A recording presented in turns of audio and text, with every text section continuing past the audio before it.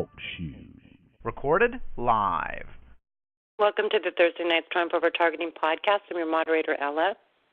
Tonight we have a guest, but if you're new to the call, please stay on and we will get you some support, some additional Talkshoe podcast numbers, and some helpful links and websites. This is a solutions and educational-based podcast, but the views and opinions of my guests are not necessarily my own personal views and opinions. My goal is that everyone can obtain something out of tonight, especially a feeling of empowerment. If you have any suggestions, comments, questions, or especially if you are in need of additional support, please don't hesitate to email me at tiangel2016@gmail.com. Again, that's tiangel2016@gmail.com. So, Susan, I want to say thanks once again for coming to the show and allowing me to interview you. I know we had one time we had to schedule something, and I know something came up, but I'm just grateful that you're here now. Well, thank you so much. A bit about that. Susan is an attorney. She's licensed in the state of New Jersey, where she has a private law practice focused in general civil and commercial litigation. Susan has had her own experiences as a targeted individual, which she will share with us during the podcast. Susan is interested in exploring the dimming line of demarcation between federal and state government agencies post-9/11 and the shared tools of surveillance and other crime detection and enforcement previously reserved to the federal level, the nature of which is not shared with the general public. So sounds like you're studying things and interested in things that we're all interested in. So I guess why don't you tell me a little bit, when did you first become targeted? Sure. Okay. Well, first of all, thank you very much for having me, and I look forward to this podcast and talking a little bit about my own experiences. I've listened to a number of your other guests share their experiences, and have also had an opportunity to speak with a number of targeted individuals who, fortunately, thanks to the Internet, we are able to meet each other and talk to each other and learn a little bit about each other's experiences. Sadly, there are so many common threads between our experiences, which obviously makes it clear this is not something, this phenomenon is not something idiosyncratic to, a few individuals. There are many, many, many people, different stories, different beginnings, different genesis of their targeting, but everything seems to kind of wind up in the same place. So I can tell you I've been targeted for about 5 years, but it escalated over time. It started out in sort of a banal place. I'll just tell you a little bit about myself. Again, yes, I am an attorney. I was born and raised in Jersey City, New Jersey. I went to St. Peter's College in Jersey City, graduated in 1997. I then went to Rutgers Law School in Newark, graduating in 2003. I had a very uneventful life in terms of any kinds of problems, and I say that just because, as we know, with just about every targeted individual, at some point there's an effort to try to characterize that person as having mental illness. That happened to me as well, and I'll get to that. But up until 5 years ago, I had a very reasonably successful life. Went to school, went to school, had many jobs in different industries before I became an attorney. When I graduated from law school, I clerked for a judge in New Jersey for a year. Then I went on to work as an associate in a firm for a couple of years, and then went to another firm and worked as an associate for a couple of years. And the last firm I was with, I was practicing primarily family law. So around the year of 2012, I decided that I wanted to make a career move. I had been, as I said, practicing primarily in family law, and I wanted to branch out into something else in the legal profession, have some new opportunities, and seek out some new intellectual challenges. I wanted to get back into the civil side of litigation, which I had been doing initially when I graduated law school and started practicing. Also, the firm that I was with, the internal firm dynamics were not really conducive to legitimate advancement opportunities, and so all those factors sort of played into me making a decision to take a sabbatical in 2012. Also, at that time, I had some personal issues in my life going on. My dad had passed away, and I became primarily responsible for my mother. who was now a widow after 50 years of marriage, and I had to relocate her to where I lived and set her up. And so I said, well, this will be a good time to take a break from work. I had some savings, and that's it. At the time, I had become socially involved with a group that a group of people who I will refer to as in a mild way, as unconventional. There was some personal conflict that evolved between myself and a few individuals within this social group, largely related to a man whom I had an interest in, who had an interest in me, and other members of this particular social group did not want us to date each other, and that really is kind of the banal genesis of my targeting. So what happened was, while I was off, I was on sabbatical from work. I was sort of getting my mother set up in a new place and getting furniture and all that good stuff. And I was engaged largely in the online communications with these individuals. The online communications became increasingly hostile. It turned into a cyber bullying type situation. Hindsight, which is 2020, I should have disassociated and terminated the contact at the time, but unfortunately I did not. And around early 2012, significant hacking started taking place. Of course, at the time I was very technically illiterate. I'll say I did not, beyond plug it in and turn it on, I didn't know anything about cybersecurity, Wi-Fi, passwords, or any of that kind of thing. But I did start noticing some oddities that should have raised some flags, and I overlooked them really out of naivete. I had an Amex card at the time that I had not used, and the only access I had effected to the card was through the online bill pay. Christmas time into early 2012, someone had used my Amex card and made some charges in New York City. I hadn't even used the card, so I couldn't imagine how anybody had gotten the number, but that said, I called Amex. They canceled the card, no big deal, sent me a new card. I started noticing the volume button on my laptop was repeatedly muted. At the time, I just thought, well, I don't know what that is. I kept unmuting it every time I would get onto my laptop, and every time I'd come back on, it would be muted again. And I just, in hindsight, that should have been a huge red flag to me, but it wasn't. I just thought, I don't know, maybe it's a Windows glitch. So there's this cyber bullying, there's this hostility, there's this group of people I became involved with socially. There's a lot of Facebook posting and again, just a hostile situation. One night I went out to dinner I started to share some of this with a sister-in-law of mine who was a friend and who was ultimately married to my brother. And we went out to dinner one night, and I had just purchased a new smartphone. Next day, we had a lot of conversation at dinner. Next day, I go online to some of these Facebook pages that we were frequenting, me and this group I was mentioning that I had become involved with, and references to conversations we had at dinner were posted on these Facebook pages.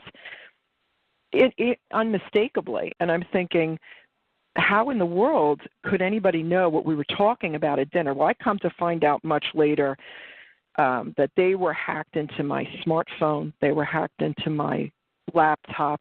And at one point, they activated my webcam on my laptop. I didn't know it. It was going on for maybe 6 weeks, which I realized after the fact. It had been going on for about 6 weeks, maybe two solid months. And at one point, they started posting references on Facebook to things that I had been doing in my bedroom. Long and the short of it, come to find out that they had live streamed me from my bedroom naked and had posted references online. So, of course, now at this point, I'm exceedingly upset. I have no idea where to go, what to do with this. Also around the same time, another oddity that had been taking place, which I would realize later was related to this, I had started sending out resumes, which of course we apply to jobs nowadays through the internet, email. We find jobs online and we apply through email. I was sending out tons and tons of resumes and I wasn't getting any responses at all, which is odd. I had a fairly decent resume. There was really no reason that I wouldn't get any phone calls at all in response to my job applications. So once I came to realize that they were hacked into my computer, hacked into my phone, I realized that they had access to my whole life. They knew every job I had ever worked at. They knew they had the letters of recommendation that had been written for me in the past by law professors and the like. Somebody gains access to your computer, they know your whole life, essentially, and your phone, they know who all your contacts are, essentially, at that point as well. So I started becoming very upset, obviously, and then early stages of stalking now at this point. Of course, I didn't know what was happening. Gang stalking, I wouldn't learn the term gang stalking for 5 years, but the early signs of, people, I'd go places and odd things would happen, odd interactions with people. People would be showing up places where I would show up, and I'd say, how did that person know I was going to be here, kind of a thing. Come to find out that because they were hacked into my smartphone, they were able to track me through the GPS on the phone. This is all very early on, mind you. So because they were in my phone, they were on the phone calls, they were in the computer, they knew all the emails, they knew that I had reached out to a family member for help. I didn't know where to go, what to do. What I didn't know was in the background, behind the scenes, they were putting together what was a takedown. They got in touch with an attorney, and I put this all together really after the fact because at the time I was blindsided every step of the way. I just was shocked at every twist and turn. I didn't know what was happening. But I came to realize later they had infiltrated basically my professional circles, and they made contact with an attorney who had been a retired prosecutor. He was working with a very politically connected local law firm. One of the partners in that firm, municipal prosecutor in like 19 townships, counsel for the county board of health. Very politically connected. One of the partners is trustees on the board of the local hospital. So a lot of deep law enforcement contacts, a lot of contacts with sort of the political local apparatus, as it were. Service on city council boards. The one attorney as a prosecutor, had trained state police, so he had deep connections to the state police. Again, I would find this all out later. Well, one night I'm in bed. It's 11:30, and there's a bang, bang, bang on the door. And I go to the front door, and there's 2 police officers standing there and 2 people with clipboards. And they come in the house, and they say, they tell me that they received a phone call that I have been running around saying that my computer is hacked and behaving in an irrational, bizarre way. At this point, I know what's happening. There's no question in my mind that these people were sent here as part of some kind of, harassing effort. What I didn't realize is that I didn't realize at the time the seriousness of what was happening and what was going to happen down the line. So they come in, and there's a woman sitting there with the clipboard. The 2 police officers are standing off to the side, and she's grilling me. What are you talking about? Your computer was hacked into. Where is your proof? Where is your proof? It was almost like I had been arrested. It wasn't like you would imagine that if somebody was having some kind of an emotional issue such that, like, something that serious had to occur where people are being, police are being called to the house, you would think that there would be a softer approach, there would be concern. It wasn't like that at all. It was very much like a police interrogation, and I was very clear because I was very clear in terms of who was involved in this and what, at the bottom line was they had hacked into my computer, they had committed cyber crimes, and once I realized that they had done it and I started reaching out to try to get some help for it, it was an effort initially to just silence me. Nobody's doing anything to her. Nobody did anything to her, anything like she's saying. She's mentally ill. Go handpick a couple of police, which these people had the ability to do. They were very politically connected, as I said. One thing I didn't mention is before all of this, I called a computer tech guy online who came in, I paid him. He came in and gained access to my computer, and he said, you've got like 4 people hacked into your computer right now. Your Facebook account has been opened up in 3 different states. So there was no question that my computer had been hacked.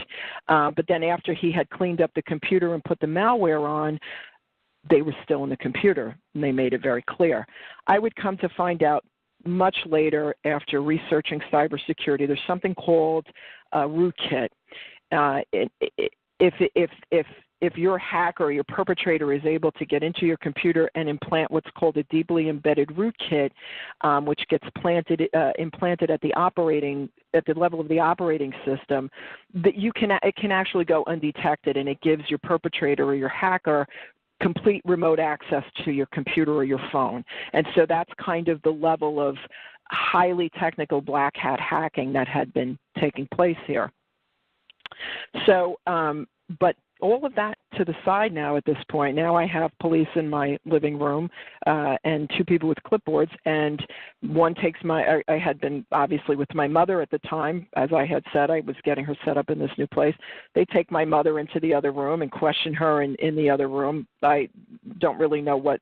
I guess they wanted to know if I had been engaging in any, behaviors that were of concern to her, which, obviously she said no. She said, I know that she's having some problems, that some people hacked into her computer, but et cetera.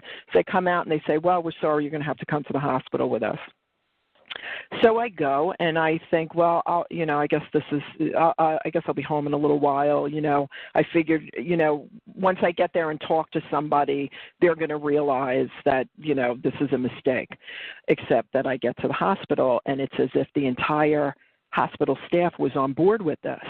It's like I couldn't. It was truly like being in a horror movie. Like I couldn't believe that anybody would be involved in something like this. So they left me in a room sitting all night, and a woman comes in the morning, and she comes in with like an assistant, and she starts giving me the 3rd degree again about this computer hacking. And I said, and I'm very clear on what's going on. I mean, I realized that this is, I wouldn't have called it a takedown at the time because I wasn't familiar with the term, but it was clearly an effort to I didn't really realize at the time how far they were actually intending to go. I thought they were just trying to abuse me. I didn't realize they were actually trying to create like a false mental health diagnosis through this process. So I was sitting there, and she's grilling me, asking me questions about my allegations that my computer was hacked. And at one point I just said, listen, I said, I'm not answering any more questions until I have an attorney. So the woman looked at me and she said, kind of with a smirk, she said, no, you don't understand. Let me explain how this process works. There are 3 ways this can go.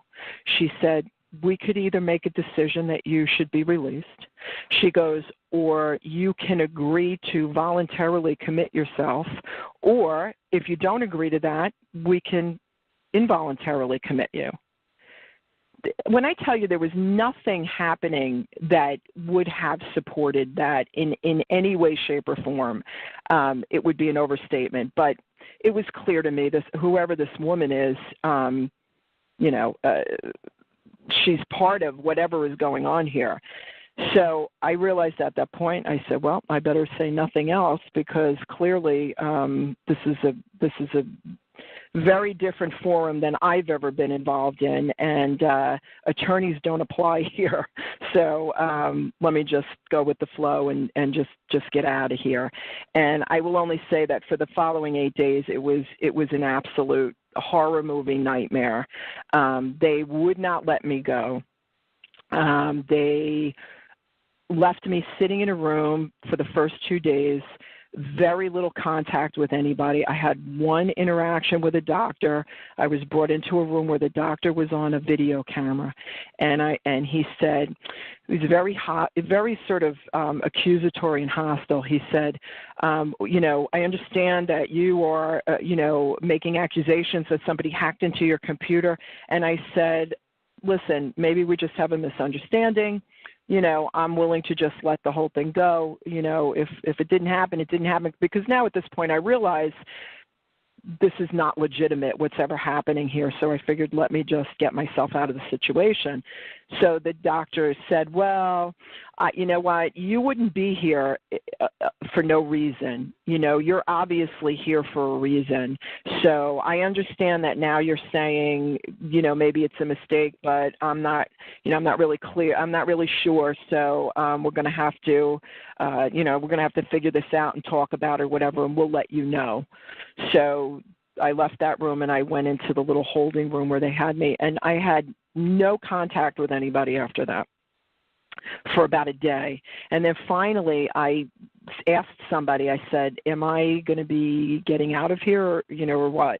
And the woman said, no, the decision was made that you're going to be committed. And so I said, committed for what? Like, nobody's even discussed with me anything. And she said, well, somebody will talk to you. So I was there for, you know, another day, and in the middle of the night, a woman comes into me with a form. I was sleeping. A woman comes in with a form that basically is asking me to voluntarily agree to be committed for a period of days, to be evaluated, medicated, whatever. And I'm thinking, I don't know what to do here. Like, this is insanity, you know?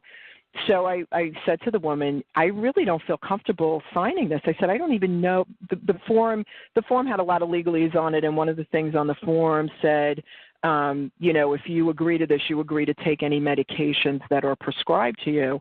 And I went up to the window and I said, I just don't feel comfortable signing this. I said, I'm basically, if I sign this, I'm agreeing to accept any medications that are given to me. And I said, honestly, there's nothing wrong, you know, and nobody's even discussed with me what the reasons are for this voluntary commitment. So the woman said, okay, well, you know, I'll take the form back and I'll have the doctor come in and talk to you in the morning. I said, okay, great. So a different doctor comes in the morning, and now I'm trying to be very polite, very measured. This is clearly a completely illegitimate setup. It was just a setup. So I said, I just have to get myself out of here, because sitting here in this room, there's absolutely nothing I can do. So the doctor came in. It was a different doctor, and I tried to be very polite. I said, listen, you know, I think that there's just been a misunderstanding. I said, you know, they were giving me this form last night, and I said, you know, obviously there's a misunderstanding. And the doctor said, well, no, there's really no misunderstanding. He said there's been a decision, you know, there's been a decision made that you are suffering from paranoid schizophrenia, and you're going to have to be transferred to another hospital. So I tell you, I have never in my life been more terrified than I was at that moment. Like, I couldn't believe I'm sitting there and I'm thinking, this is the United States of America. You know, we have all of these freedoms. Nobody can just do this to somebody. And, you know, it's just, you're not going anywhere. This is it. So I said to the doctor, I said, on what basis did anybody come to that conclusion? I wasn't even evaluated by anybody. I didn't even talk to anybody. He said, well, the doctor who was on staff yesterday said that's his call, that's his position, and, you know, that's it. That's what we're going with. And I'm thinking, I don't even know. I don't know where this is going. And so now I go into the terror of, well, whatever happens, I have to make sure they don't try to give me medication for some psychosis from which I clearly am not suffering. So I put my best lawyer hat on and I start thinking strategically, okay, what's the next event? Obviously, if you're in a hospital under those circumstances for any period of time, number of days, there comes a point you have to go before a judge where a judge has to make a determination. But at the same time, I recognize all the judge has to hear is, a couple of doctors in the hospital made this determination, and I could definitely stand up and make my best pitch on behalf of myself, but nonetheless, it's a precarious situation. So there was really nothing I could do at that point except just I thought, I guess I'll get to the next place. They were putting me in a different hospital in another county, and I said, well, I'll get to the next place, and it'll be a new set of eyes and a new set of ears, and it'll be a different, I'll be able to talk to somebody there. So I said, let me just relax for the moment. So I went back to the I was thinking to myself, well, it's probably better to do a voluntary than an involuntary. Involuntary sounds like you're, more. I guess to my mind, I said it seems like you're a little more crazy. if you have to be so involuntary must be better. If I voluntarily agree to do this, it's not. You don't feel like it's such an incarcerated type of thing. So when I went back up to the window and I said, listen, I have to get that form back to fill out. And the woman turned around to me and she said, oh, no, voluntary is no longer available to you. Now it's involuntary. And I said, well, why is that? And she said, well, you were given the form last night and you refused the form, and therefore it's no longer an option to you. I said, I didn't refuse the form. I said that I hadn't spoken to anybody and I wanted to speak to somebody to sort of find out on what basis this was happening. Long and the short of it was I get transferred to another hospital, which was not nearly as gruesome as the place I had been for 2 days. They did not try to force any sort of, antipsychotic drugs on me. I mean, it was a better place than the place I had been, but I was still there for 8 days. I met with these doctors, these psychoanalysts or whoever they are, psychiatrists, I guess they are, and it was pretty uneventful. They just made a determination, whatever. There was no psychosis. There was no psychosis diagnosis or anything like that. And I was released and, told to go, go to therapy or whatever. It was something innocuous. But what was interesting was after I got out, now I'm now I'm crazed. I'm I've got to find out who was behind this, how did this happen, who called these people to my house, et cetera, et cetera. So in the process, I go to the hospital to get the report from the first hospital I was in. This report was one of the most outrageous fictional things I've ever seen. First of all, they had prescribed me a laundry list of medications, most of which there was no medical basis for at all. They prescribed me 2 different types of antipsychotic medications, a heavy Valium type anti-anxiety, Ativan, I think it's called, if I recall correctly. They prescribed me blood pressure medication, some kind of heart medication. I mean, it was a cocktail of drugs and a nicotine patch as well, and I don't smoke. So it was a cocktail of drugs that, frankly, had that been given to me by the second hospital I went to, I wouldn't be here talking to anybody right now, because none of, I imagine if somebody who has a body completely devoid and clean of any kinds of medications, you pump all of that into somebody's body, you're going to kill them. It's inexplicable, and so I can only come up with given the experience that I had in that hospital, I can only come up with with the worst case scenario, which is that it was purposefully wrongly prescribed.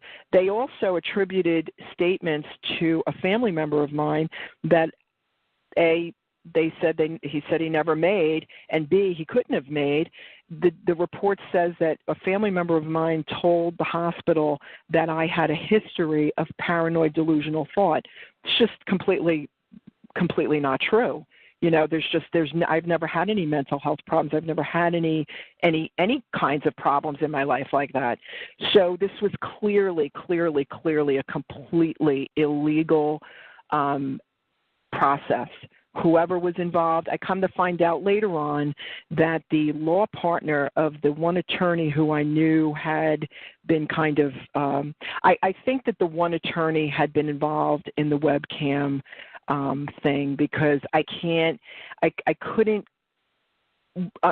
come to any other explanation for why he would be involved in this. He had to have some motivation to sort of be involved in this cover-up. His law partner was on the board of trustees for that hospital where the fictional report came out. Their firm is counsel for the local social services and the Board of Health. So there's a lot of connection, and again, municipal prosecutor in 19 townships. So there's a lot of influence, and it's mind-boggling that even if a person has that kind of influence, that so many people would participate in it, which is what makes it to some degree hard for people to believe. But I lived it, I was in it, and that was that. So that ends, and of course now my life starts to take a real bad turn. The gang stalking, the hacking, the sabotage. November, that was in August. In November, because the harassment had been so bad, I said, you know what, I'm going to actually call the local police and make a report about the hacking. I never actually did that, and I should be able to do that. Well, I called the local police. Two very not nice police officers come to the house. I tried to, basically report that my computer had been hacked and, all of the things that I referenced earlier. I suggested that there had been some kind of fraud that had taken place a few months earlier. The cop was very unfriendly, so to speak, and he left. My mother and I go out to dinner. I had given him the phone number of somebody who I know had information about what was happening with the hacking, and this particular person I naively thought would tell the truth. So I gave him that person's phone number. When I came back from dinner, I called the police department. My mother and I were out to dinner for 2 hours. I come back. I said, well, let me call and find out if he made that phone call. So I called the police department, and they said, well, let me transfer you to the officer who came to your house. So I said, hi, it's Susan Markenstein. I just was wondering if you had an opportunity to call the person I had given you the number for. And he was so nasty. He said, yeah, I called him. And you know what he said to me? I said, what? He said, you're a nut. And I'm thinking to myself, first of all, I was a little shocked at that because I really thought the guy would tell the truth. But I thought, well, geez, this is just not the way you would expect a police officer to speak to you, regardless. So I said, okay, thank you very much. Got off the phone. Well, 20 minutes later, bang, bang, bang, bang, bang on my door. I open up the door, and it's this police officer who was at my house 2.5 hours earlier. I open it. He's got the two people with the clipboards again. And I looked and I said, oh, no. It's exactly what I said. I said, oh, no, we're not doing this again. And he came in and he said, Ms. Markenstein, I am concerned about your mental health, and therefore I took the initiative to get the local and this is all contrived. It's all contrived. I should also state that before I called the local police, I tried to call the FBI in Newark because I'm thinking, who do you call about this? Like, who's going to investigate something like this? So I called the local these perpetrators were on every phone call, in every email, et cetera. I called the local FBI in Newark, and I said, I told them what was happening, and the woman who answered the phone she said, okay. She said, I'll take down your name and number, and I'll have an agent call you, shortly, except nobody ever called me. So I called back like 12 hours later, and the woman's demeanor toward me was completely different. I said, hi, again, this is Susan Markenstein. I called you earlier today, with this. And she said, she was very dismissive. She said, listen, we're very busy here. There's nobody here who has time, to take your call. We can try to have somebody call you back, but it's the weekend. And I just said, okay, thank you. Nobody from the FBI ever called me back. So I called the local police, and now the local police, as I said, they're back at my house with the clipboard people. So when I tell you, first of all, I should state that I'm sure it's similar in every state. In order to come into somebody's home and take somebody out of their home against their will to a hospital, they have to have either evinced behaviors that pose a danger to themselves or a danger to other people. There was nothing going on any level that could support that. I called the police. I had a casual conversation with this very rude police officer. My mother was in the room. She witnessed the whole thing. We went out to dinner. 2.5 hours later, they're back at my house again. So I said to myself, okay, I can't go through that again, so I've got to try to just I made a mistake calling them. I've got to try to downplay this. And so one of the clipboard people stayed outside the entire time it was on the phone. Stayed outside the house the entire time on her cell phone. The other clipboard guy, these are the two people from the local hospital, he took my mother in another room to question her as as they had done in the past. This time she was very vocal. She said, look, there is no reason for you to be here. She showed me personally some of the stuff that is on the Facebook pages. I saw it. She's not making it up. There's nothing happening here. There's no reason for you to be here. There's certainly no reason for any concern, whatever. There should have been no justification whatsoever. The woman comes after, they were there like 20 minutes, 2 police officers. I'm sitting in a chair, saying, I really can't even imagine having to go through this again. The woman who had stood outside the whole time comes back in. She said, well, my supervisor has informed me that we are to take you back to the hospital. And I said, no way, we're not doing this again. And the police officer who was with her took the piece of paper out of the woman's hand and he held it up to me and he said, Ms. Markenstein, I have the power and the authority to take you out of here forcibly if you do not agree to come willingly. So there was nothing I could do. And so I went back and I went through it all over again. The exact same thing. Was there for maybe 7 or 8 days and left there and said, okay, I'm never going to try to report any of this again because whatever forces are at work here, they're far more powerful than me, and I'm just not going to get anywhere. So I said, well, I've got to go back to work, and hopefully these people will just leave me alone, except now I'm not getting a job anywhere. They are completely sabotaging me.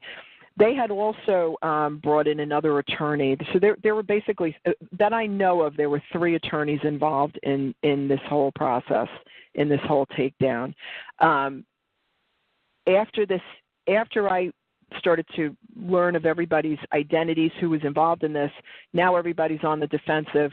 Everybody's going into sort of self-protect mode. And one of the ways we self-protect is to make sure Susan never goes back to work as an attorney again, because obviously if we're trying to build some sort of case that she's mentally ill, if she's practicing attorney and working, it's not going to work.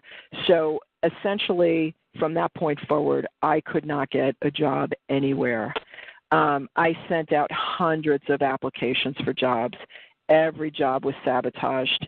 The financial destruction that evolved in my life is unimaginable. You go from having, the standard bills, student loans, and everything else one would have after having gone to law school, now can't get a job anywhere. Defaulted credit cards, fill in the blank. Just a horrible, horrible situation. But it starts to elevate. The gang stalking is so wild. I don't know what this is. It's unbelievable to me. I'm thinking, I have a picture. I started taking photos, ambulances,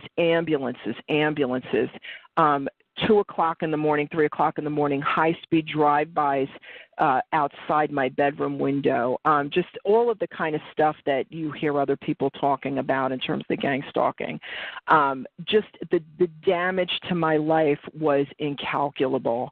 I couldn't get a job as an attorney. My reputation was being destroyed throughout the legal community. And New Jersey is a small state, and certainly the local bar, the legal bar is fairly small too. These 3 attorneys who were involved in this were sabotaging my reputation wildly. At one point, I made a phone call to a state senator who had, to my understanding, an affiliation with these 2 attorneys. And at this point, I had learned a little bit about how not to approach this. And so I sent an email to his office in Trenton, and I said, listen, I wonder if I could have a meeting with, Mr. So-and-so. Within a day, his assistant emailed me back and said, he would like, and I sent my resume so he could see who I was. I'm an attorney. I worked for these firms, so you have a little sense of who I am. So she emailed me, and she was very nice, his assistant, and she said, he wants to know, what the purpose of the meeting is. And so I said, listen, I had some problems with these 2 attorneys, and I am being completely sabotaged in the job market, and I can't get work. I said, my mother's a senior citizen. I'm responsible for her. I've got to earn a living. So I'm wondering if I could meet with him and maybe he could sort of troubleshoot it and help. Within a couple of hours, I got a return email that said he declines to meet with you. He said that it would be a conflict of interest. Well, now I'm thinking, okay, nice isn't going to get me there. So I just started emailing his assistant, telling her the entire story. Like, one of these guys raped me through my computer and then had me taken out of my house and, blah, blah, blah, blah, blah. Well, after a few of these emails, I get an email from the state senator's quote-unquote chief of staff who said to me, if you contact us again, we will call the state police. I said, this is wonderful. I simply can't believe this, I said, okay, not going to go anywhere here, clearly, so let that go. But again, 5 years of gang stalking, sabotage. At one point, and again, I'm an attorney, at one point I found myself so broke and so unable to get work, I took a job as a waitress in a diner just to get some money and to pay for groceries. And, the thing, there's just no explanation for it. There's no explanation for an attorney with, standard background, resume, clerked for a judge, worked for a couple firms just to not be able to get a job, anywhere. And so, this went on for 5 years. Finally, I start to notice some indicia of really high-tech surveillance happening. This stuff is beyond the scope of my knowledge base. What I've learned about this deeper state or higher tech technology I've learned from the folks in this community who are doing all of the work, researching it and talking about it. But I can tell you that they have made my pet sick. While I am not being attacked to the acute degree that many people are in terms of being in perpetual pain, they have definitely let me know what they're able to do when they've wanted to let me know. So there's remote mind reading going on. There's some kind of there's some kind of high-tech surveillance apparatus that is in place that is beyond just local, black hat hackers or like local law enforcement. My belief, and I'm not giving you every detail because I'd have you on the phone all night. I'm just trying to give you the highlights of the history. My belief, based on the evidence that I've seen and my own personal experiences, I believe that the individuals, the two attorneys who had all of these deep law enforcement contacts and connections, I believe that the more serious this got and the more vocal I became about it, the more fearful they became that they were going to eventually get caught. I believe that they went into some of the deeper levels of the state homeland security apparatus. I believe that they have capabilities that are, the sharing between the federal homeland security and the state homeland security, where those lines are drawn and dimmed, what's going on in these deep state places. I don't know. What I know from the folks who are out there talking about it, in these circles. But I do know that there is total surveillance, visual surveillance. I don't know how they're doing it. I have surmised it's a GPS, Wi-Fi, satellite sort of mix. They make it very clear that they have the capability to do all of the kind of remote stuff that other folks are suffering. They just, for whatever their reason, they choose not to use it on a regular basis with me. Their biggest arrow in their quiver for me is the perpetual takedown, the sabotage of the career. I finally opened up my own law practice. It's like a miracle that I was able to do that. I did. It is still at the startup level. I have a few clients. It's starting to grow. Very grateful for that.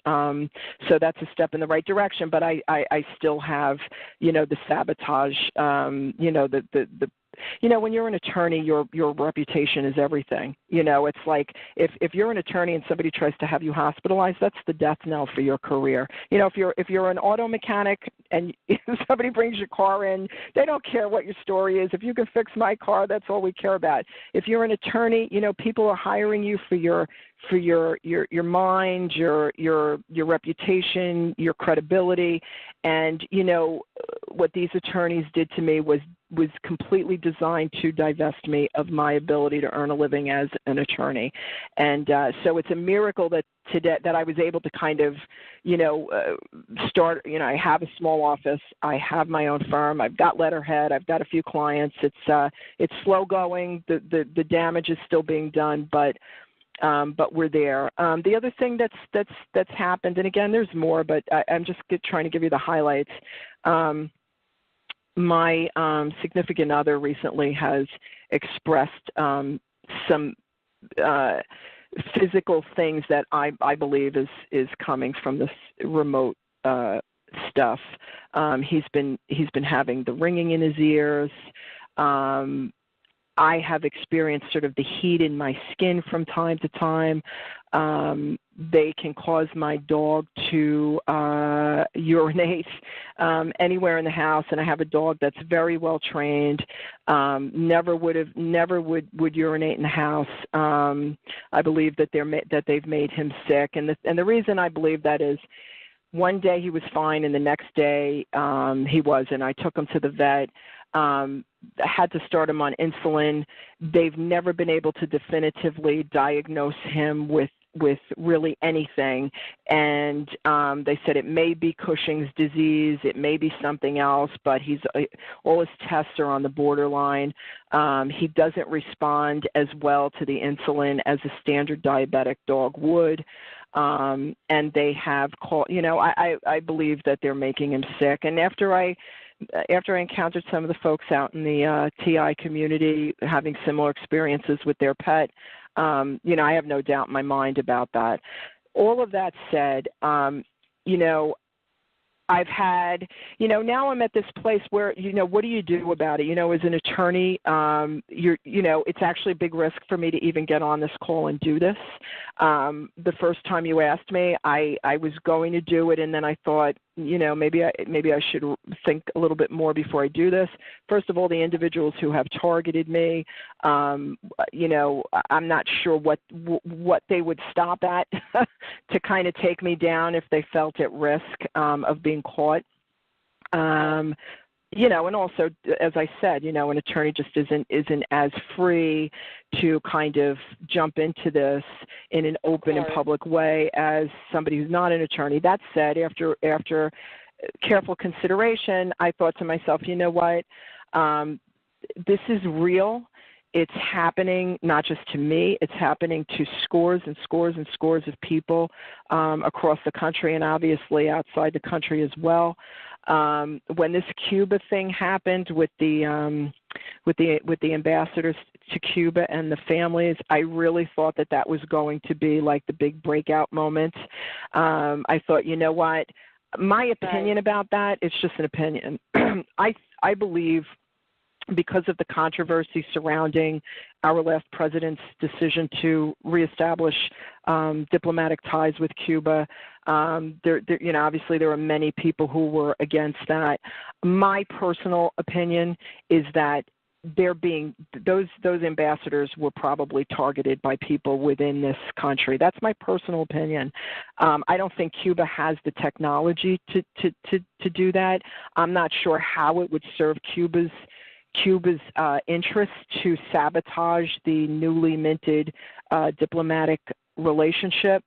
So I really thought that was going to be like a watershed moment, but after, very tepid coverage in the media, which I find noteworthy, I would think that would be one of the biggest stories in the news. It received tepid coverage, and then obviously the final word was, from the top of the food chain, we believe that Cuba is responsible for that, which says to me, somebody within the ranks of the deep state or whatever we're calling it just said, you know what, we're not going to let that be exposed. And so upon hearing that, I thought to myself, there's the big problem here, I think, is, we could have thousands of people come to the table and tell of similar stories, and everybody has a different story or account of the genesis of their targeting. For most people, it sounds like it started in a botched personal relationship of some sort, who had some kind of access to somebody who had deeper access, and then it was off to the races. You could have thousands of people talking about this, but because it's coming from these deep covert places, particularly post 9/11, with all of the secrecy under the guise of, fighting terrorism, it seems to me there are just going to be too many people with a motivation to not ever let this be really truly investigated on any meaningful level without some very high-level person being affected by it, And so, somebody said to me recently, another TI said, you have to kind of accept that, that you're in this for life. And when they said that to me, I said, I can't accept that this is my life for the rest of my life. And I don't think any of the other people out there suffering this have really accepted that either. And so I thought, this is going to be my first foray into just sort of speaking out in at least a somewhat public forum about my own experience. It's a little bit of a risk, but I decided to do it because I thought, well, I, like so many other people, had lived a normal, uneventful life as far as any sort of problems. You never had, mental health problems, or, I had lots of jobs and went to school and became a lawyer. And then one day I had some problems, some cyber hacking take place, and, my whole life was taken apart. And now I have this apparatus trained on me perpetually, that there's no getting rid of it. And so, here I am. I figured, let me just come on here and talk a little bit about my experiences and, see where it goes from there. And the only other thing I want to say is I've had quite a few TIs contact me about possible legal representation on their cases. I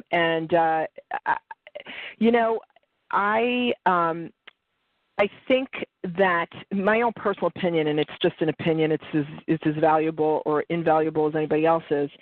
I think that there's going to be difficulty for anybody trying to bring a case for their targeting. There are some people who have extraordinary proofs with, implants and scan results, and they have tracebacks to the frequencies.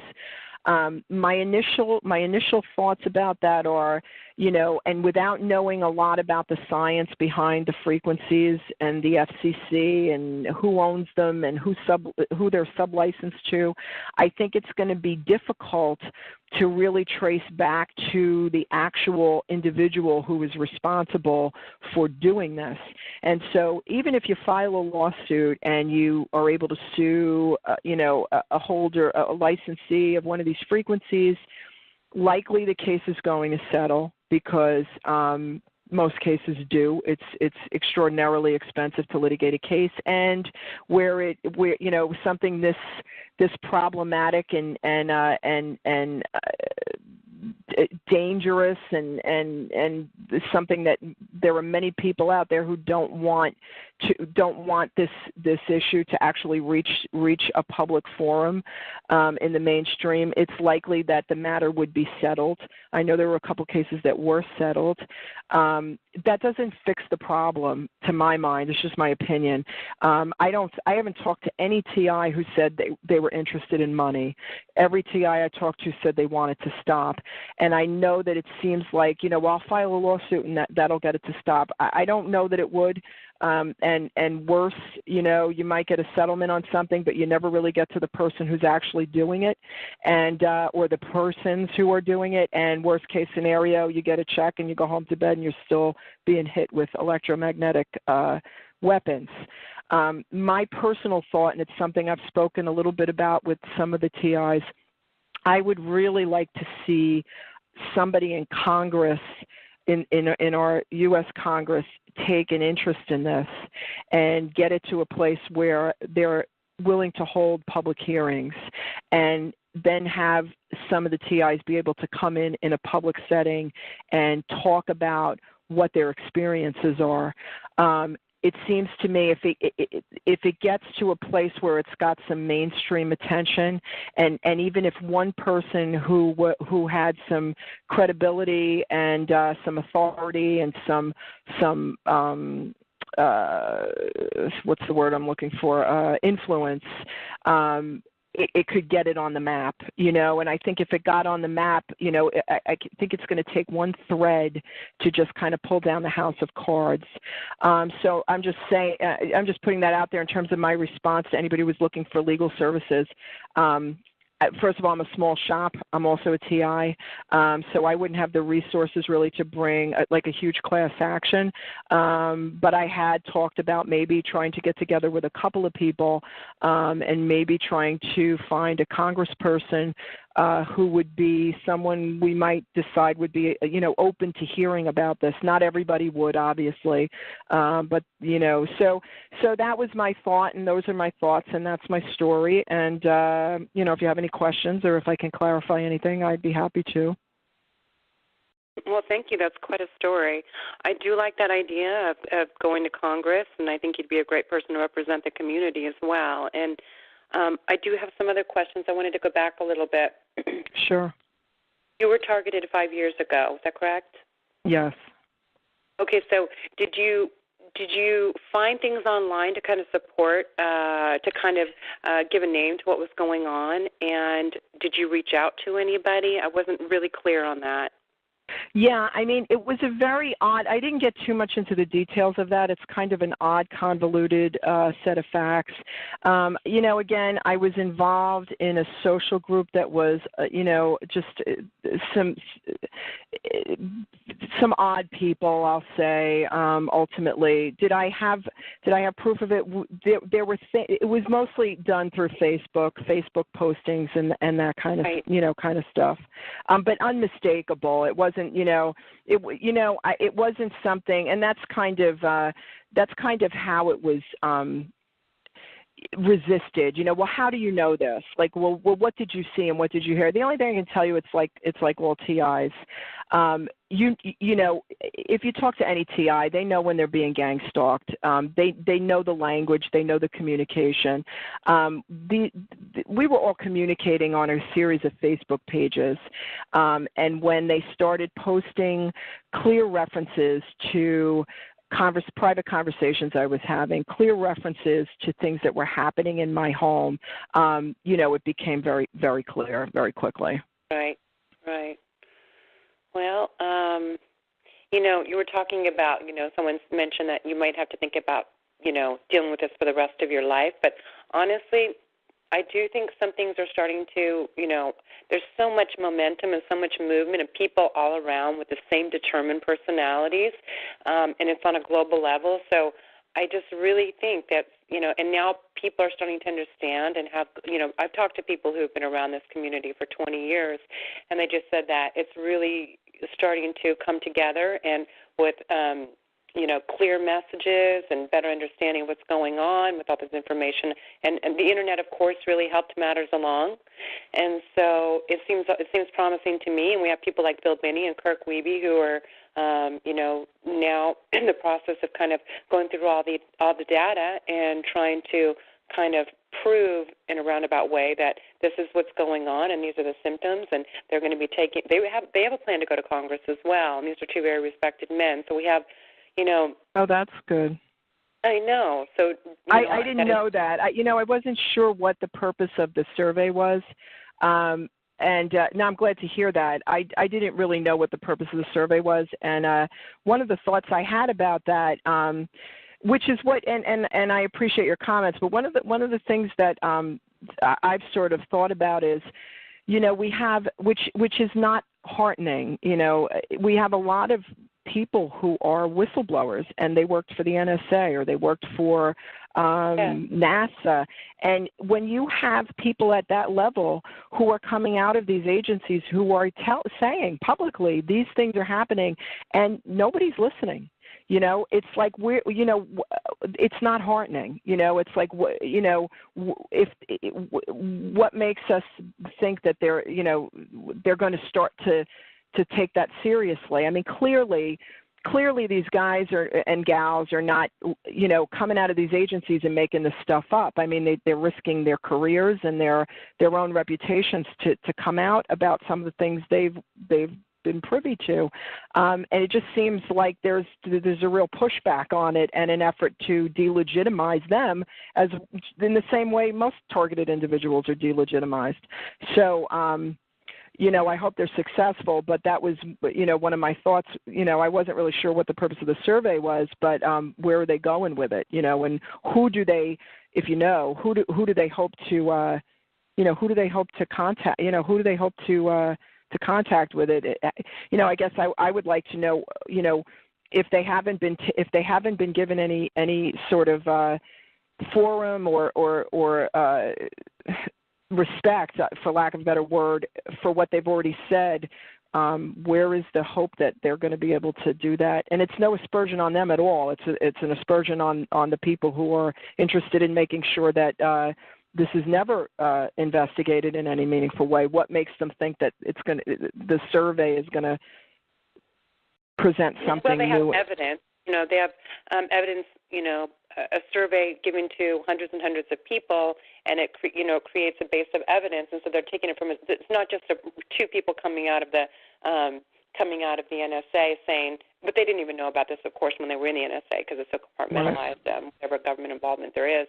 But it's not people coming, two men going, hey, this is going on. These are two men who created a very intricate survey of symptoms and questions, and they're going to organize it and crunch all the data and present it in an evidence-based way, in a factual manner. And their idea is to hopefully to start a re-education process with the medical fields, mental health, and all the various in all the levels and areas that we ourselves have been rejected or rejected, right. but not getting the support that we need. Gotcha. And then also, of course, they wanted to go to Congress, and they wanted to, before that, they wanted to go public with it, and they're very credible men, and they're going to do it in a way different than any other whistleblower has done when they have spoken on these topics kind of lightly. So it'll be, I'm really looking forward to it, and I have a lot of hope in these two gentlemen, and Bill Binney is loved and respected and admired all around the world. And so, we got some good Very people good. on it. And, and we have, the thing is, they seem to be getting kind of stupid. They're going after really intelligent people, people who are outspoken. And, I think, before they kind of, it seemed, and I could be completely wrong, they were going after marginalized people initially, or people that didn't have a voice. It just seems that way when I kind of study it and look at it historically. But now, this type of crime has kind of been infiltrated to like various groups. Wealthy men have the ability to hire groups to do this to you. Apparently, supposedly, some private investigators are on board with these type of things, as well as the deep state and the government and the DHS and all these groups. This technology and this idea has been around for a long time. The COINTELPRO, the MK Ultra, it's getting into a lot of people's hands, and so it's shocking to me that more people don't know about it yet. I think there just needs to be a conversation. The biggest thing we can do is talk about it, and have intelligent conversations in a way that's credible, because, there's always going to be that person that says, they're going to say things that are a little bit discrediting, but we just have to keep talking and hope that this becomes more of an open conversation. So, I really try to highlight people like you or anybody that, that is credible and believable and has a good head on their shoulders. And so many people do.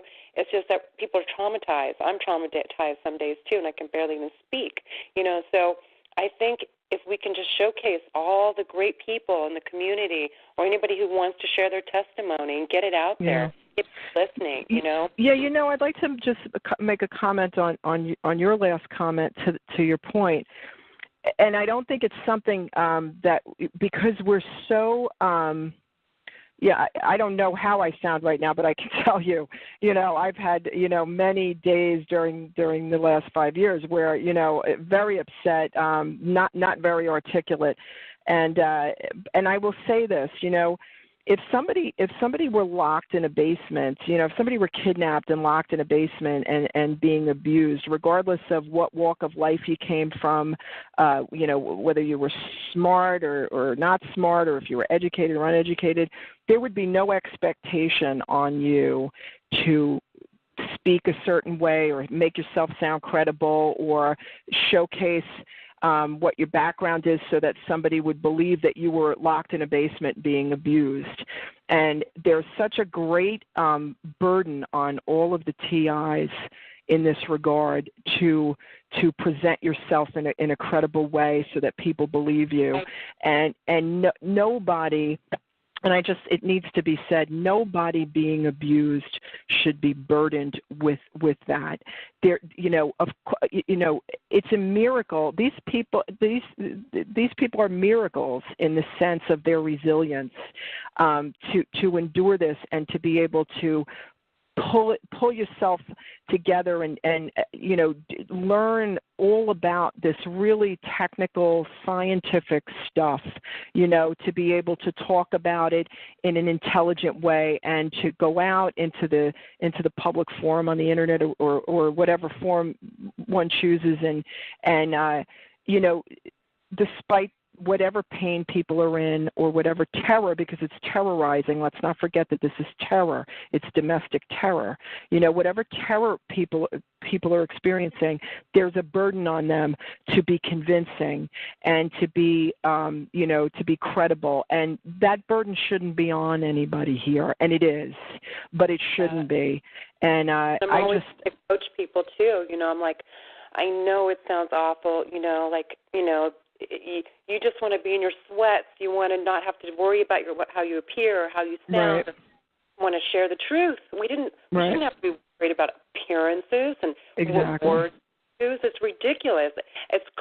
That in itself is disgusting to me that we have to do that, that we can't just go to a hospital and say, oh, my God, I'm being targeted. I need help. Exactly. I need help. I'm in pain, blah, blah, blah, without worrying about getting thrown into an institute. Oh, you can't. No, you can't. And I wasn't even in a place when I was dealing with I call them abductions because that's what they were. When I was dealing with that, I wasn't even complaining about anything esoteric, like I didn't even know remote weaponry existed. I didn't know. I was complaining about having a computer hacked, which is pretty run of the mill these days. I mean, we're watching news stories all the time. There, a few years ago, right around this time, there was like a Miss New Jersey or a Miss something. She was a pageant winner who had that very same experience. A young man broke into her computer and activated her webcam, and then actually tried to ransom money out of her, for having done it. And, she complained about it. She went to the police. He got arrested, and that was the end of that story. I wasn't even talking about anything esoteric at the time. But I did learn, just keep your mouth shut because it's going nowhere. You're going to end up being taken out of your home. And the other thing is too, just in terms of the education factor. The world that we live in today, the technology is so advanced on so many different fronts. There should be nothing that anybody says today that should be in any of this. My appliances are hacked, or my computer's hacked, or I'm being watched, or I'm being surveilled, or whatever. Everything is possible today.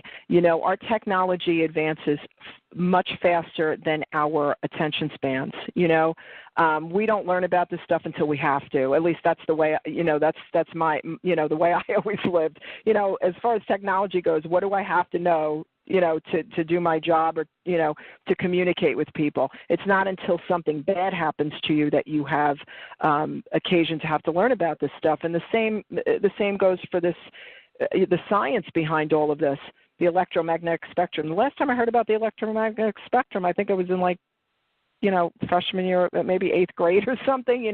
It's not something I've ever paid attention to. And so we're having to, pay attention to these things.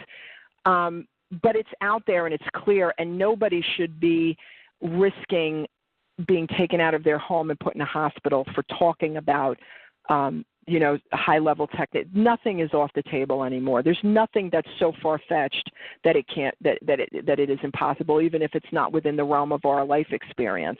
And so that's also a message that I think needs to be gotten out there. I was appalled when I had my little forays through these hospitals at the sheer ignorance of the people who were running the joint, and they're physicians, So I think there has to be definitely an effort to educate so that this doesn't happen, because there's nothing, it's bad enough that you're being targeted, but on top of it, you're going to be terrorized by, being carted off to a hospital. And let's face it, that's the worst stigma that you could place on somebody, and certainly depending on your profession, it could have greater ramifications. The worst stigma you can place on somebody is that, the person had to be taken to a mental hospital. And, so that's definitely part of the terror. I think it's a significant part of the terror. So, I just want to say to any TI listening, give yourself a break. I realize we all have to try to be as credible as possible. I have to try to be as credible as possible just in my work every day. But give yourself a break, because if it was obvious and you were being abused in an obvious way, everyone would be rushing to your aid, and there would be no expectations on you to make your own case. It would be made for you. I think that's really a significant part of the suffering. And so, keep on going, but don't beat yourself up if you don't sound credible on a particular day, because I don't always sound credible, believe me. I understand, especially, your nerves. PTSD alone affects everything, your neurological system, your speech, your thinking, the way you respond to the world. The PTSD with it alone is enough to kind of change your disposition. You know. So well, if you suffer from a real mental illness, I mean, I don't have anything like PTSD or anything like that. I don't suffer from any mental illnesses. But I imagine if you did this to somebody who had PTSD, I imagine it would be, yeah, absolutely. Well, if you're getting shot in a way that's so excruciating constantly, you do develop PTSD. You know, and when you're still, it's not uncommon. You know, it's a trauma-based program, and many people refer to it that way. You know, and all the trauma does catch up to you. So, you know, it just takes, it's become a skill of like, you know, okay, I'm going to pull it together and, you know, relax and, you know, try to think clearly, and you know what I mean? You have to really, you know, I've developed like this little dresser in my brain, I call it, and I put in all the agony, the pain, the whatever's going on, and I put it in the drawer, and I close the dresser drawer and deal with it later, although my drawers are full and I haven't been dealing with them. But, you know, it's just, you know what I mean? You have to, you get skilled in ways you never knew, just a survival mode, just survival. Do you feel, and if you don't mind me asking, do you feel that you have PTSD from this? Is that something you're suffering with? Oh, yeah, and I'm sure I'm not alone. It's very, but, you know, I've adjusted to it, and you know, because it's constant trauma, and you can work on trauma. You know, everyone knows I've worked with foster kids, and I've learned a lot about working with traumatized kids and homeless kids and victimized kids and all these different things. And you can heal trauma, but the problem is when it's ongoing, you can't. You know, it becomes really, there's a line there. You can't. So you have to learn how to cope with trauma on a daily basis. And so you just develop coping skills. And it seems like the one for me is just put everything in that little drawer and march on. And there's more important things besides myself and my own suffering and me. It's about the big picture. You know, it's about getting this out. I need to get out there and present myself, call, you know, I spend a lot of time reaching out to press because I think they're very powerful. You know, trying to bring attention, you know, to people that I think are going to be helping in the community, like Terry. He goes out and he educates the public, and, you know, I'm trying to bring as many, but I tell you what, more recently it's been easier. It's like people are more intrigued with this topic. You know, you have people like Catherine Horton and all these different people, and they're really intrigued, you know, to hear our stories and so I'm getting a lot more interest from people. You know, I have like literally a dozen reporters like, you know what, I'd like to talk to some people, come up with some, you know, interesting, you know, people that are credible, because they don't want to. I'll tell you one thing. We had this producer in Hollywood, and from one of our really lovely, wonderful TIs, she's related to, her son-in-law is a producer, a big Hollywood producer guy. And we were, you know, having discussions with him, me and Matthew, and we were, and her, and he's like, you know, I don't want to discredit you. He said, he goes, it's kind of hard at this point, but we'll see. I'm going to revisit this in the future. But he had talked to some TIs, and he was so afraid of discrediting the community. So I appreciated that. And then I, you know, discussed with other reporters, like, send me the best, you know, because they want us to be in a good light, you know, and I really appreciate that, you know, instead of just, you know, trying to make a joke out of us. They're almost like rooting for us. The reporters that I've been speaking to, the online YouTube sensation people, like, you know, there's all these different people that I've, you know, been emailing, and they want us to succeed. They want people to believe us. They're on our side, and I think that's new. That's a new conversation, a new response to us. So, you know, so I'm feeling positive, you know, and so, anyways, so, you know, you know, and what I tell people is, you know, we just have to take it day by day. You know, I'm just going to get through today. I'm going to do what I can. I'm going to do my job. I'm going to be a parent. I'm going to be there, support the community. I'm going to go hand out flyers. You've got to have a purpose, though. I really believe that, to all the TIs that are listening. You know, even if it's, you know, you get up and you get outside and you go for a walk and you're in nature and you're taking care of yourself. And, you know, I just think having some kind of purpose and a little bit of a goal, it can be little. Before I found the community, it was rest, get up, and spend time with my daughter, get her through her homework. That's about all I could do back then, you know. So, and then I found the community, and I just was that because of physical pain? Physical pain, disorientation, PTSD. Wow. You know, feeling isolated, already having that stigma, you know, because I did go to, an institution. So I was just, depressed, but I was just trying to cope and adjust and be able to focus on my children because that's all I really knew. But it took me a while, the community. I'm telling you, once I found it, that was it. I was off, and I'm still people, wow. We're going to fight and fight like it matters, like I'm just like, I don't know if I'm going to be here. Well, number one, I don't know if I'm going to be targeted for the rest of my life. I'm only going to worry about today. Got to make it today, do my very, very best, and then wait till, the morning comes. I'm like, okay, just got to make it through another day. Because saying lifetime, that sounds, who knows, I know, that was I was like, oh, no.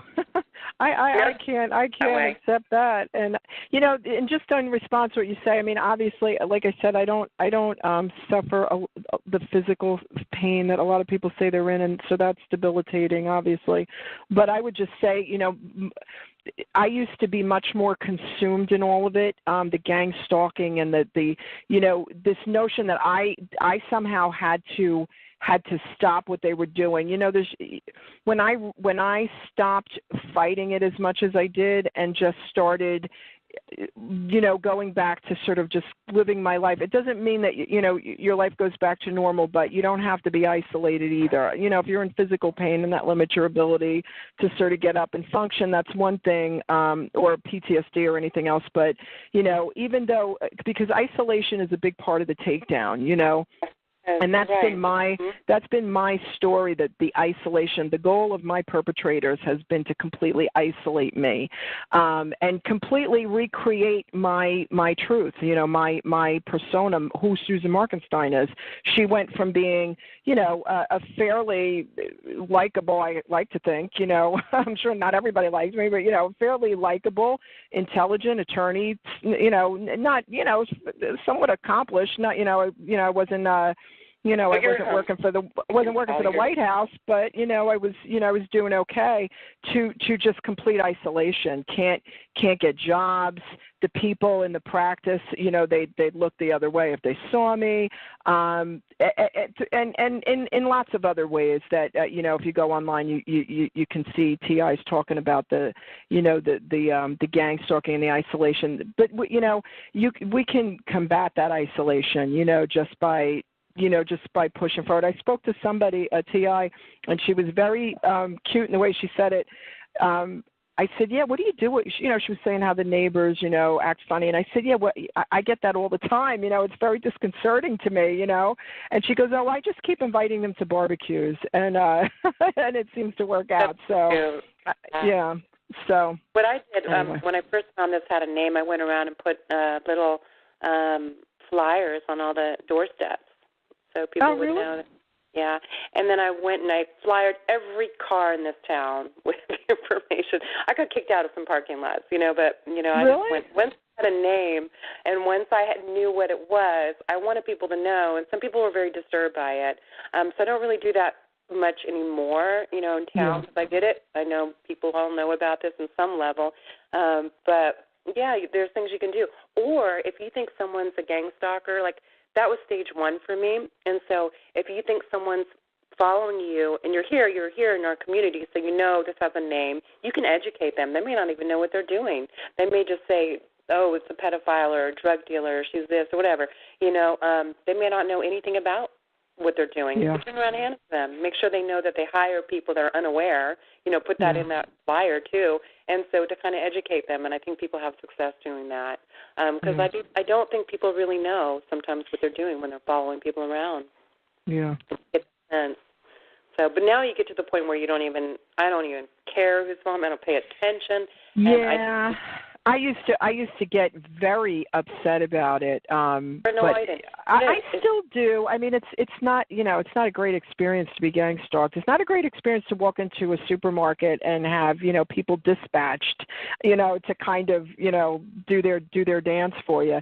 But that's the healthiest thing a targeted individual can do, I think, is to start to just come to terms with that and not give it the power that it seeks to have. The real power, and some days I'm better at it than others, but the real power in the gang stalking is the psychological effect it has on the target. If you didn't know that they were there to gang stalk you, you wouldn't be bothered by it. So that was something that gave me some semblance of peace, was just to stop letting it bother me as much as it once did, But really, I read somewhere that once you put a name to something, you really have gone far to addressing whatever it is. I didn't know what this was. It was crazy to me. Like I could, and then when I found out, like, oh, this is called gang stalking. Oh, they're called perpetrators. This is called street theater. Once I had names for all of these things, it became a lot easier for me. And also knowing that this isn't only happening to me, it became easier to kind of disempower it a little bit, So if that helps anybody. Okay. Well, I have to say thank you so much. Sorry, I just got distracted here for a second with my little kiddo. But I think there was one other thing I wanted to ask you about. Support. What about people around you, friends you've had for a long time, family even? Do they support you? Are they on board? Are they aware of with you? No, they're not supportive. As part of the takedown, these folks were very effective in their isolation tactics. Nobody believes me. Most I don't really try to talk about it to anybody really, because it's a futile thing to do. But earlier on, when of course I was like, shouting it from the rooftops, no, it's a topic that's avoided. So like within my own family, they definitely infiltrated my family through a series of networked contacts. To what degree, I'm not sure. I've never been sure, but they've been very resistant to even talk about it with me. So there's no real support. The only one who is supportive is my significant other. To a degree, I try not to let him become too affected by it, so we really just try to kind of live our lives. But the sabotage affects him, too. I mean, since he's been with me, they have definitely hit his own financial interests, I believe. But I've talked to him about it. He's a bit open-minded about phenomenon that is not necessarily accepted by the mainstream, so he was maybe a little bit more open to it. He doesn't really believe all of it. He says, I don't doubt it, but do you have proof? That's what everybody says. Do you have proof of that? No, I don't. I can't pull out the file and start laying out all the proofs for a lot of this stuff. The only thing I can say is, these are my experiences. This is what's happening. And I think the biggest proof in my life is just what happened. It's like, it's not, it's just to have, someone who is an attorney, lived a normal life, didn't have any real issues. She complains about computer hacking, and suddenly she's being ripped out of her house and held in hospitals and being accused of having psychoses. That's just not something that happens. It doesn't. Even if a person was having a problem or thought somebody was stalking them or whatever, that's not something you would take somebody, out of a home at 11:30 at night, and you know what I'm saying? So I think that for me, that's kind of the beginning of my proof. I also obviously had computer professional come into my computer and confirm that there were like three people in my computer when they went in, and my Facebook page at the time had been opened in 3 different states. So there was no question that it was being hacked as far as physical evidence. But even telling people that, I think that this topic is so uncomfortable for people. It's just easier to say, you know what, I don't even want to hear about it. So no, I did. The only person, and my mother. Actually, I have to give her credit. My poor 78-year-old mother who lived through it with me. I don't live with her anymore, but I was living with her at the time. She never doubted me, and I can't say how much. And let me tell you, we fought, and it was very stressful financially. It affected her terribly. I mean, I was her lawyer daughter who was supposed to be able to financially take care of her, and I suddenly found myself not able to get a job for 5 years, so I couldn't really do a whole lot to help her. And so she's been through a lot, but she never doubted.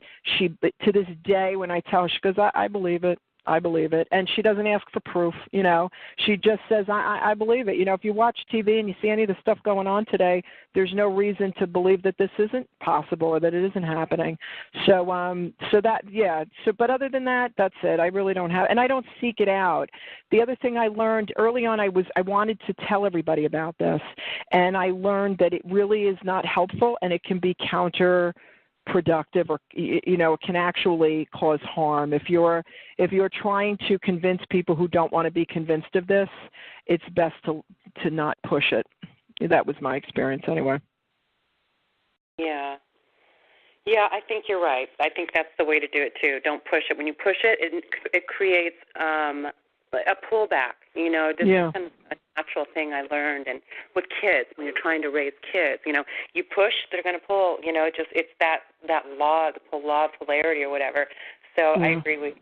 Just kind of, and I tried to shove it down a couple of people's throat. Didn't work out. And so I realized that, you know what, I'm going to let it be. It's fine, And then little by little, information started getting in there, and now there's some reception to it. So, you just have to try a more, let them bite. It's like fishing a little bit, I guess, Give them a bit. So, but anyways, I know there's a lot of questions, and wow, I've really enjoyed this interview. And, thank you. I think you. Well, thank you for the opportunity to come on and tell my story. And, hopefully this will be, I'm hoping that this is like the beginning of maybe something. I don't know. I think I mentioned it to you when we talked on the phone, abusers thrive when victims remain silent. And, this thing is so difficult. It's such a difficult situation, such a difficult thing. It's easier to say nothing and just hope that it goes away. But after 5 years, it's not going away. So I figured, so I appreciate that you have this forum. And I learned a lot. Your podcast was one of the first things I found on this topic. And I learned a lot, and I appreciate that you have this out there. I think you do a huge service. And so I appreciate having the opportunity to come on myself. Well, thanks. It's people like you guys. You guys make them for what they are. The guests come on, and I just ask questions. I just find you guys. So it seems to be working, and I'm glad that people find them, and I'm glad more people are coming to the community, and I really, really hope people can be unified. It is really tough in this world because we're all slightly paranoid. I kind of got over it. I used to be really paranoid, not when I found the community so much, but before that.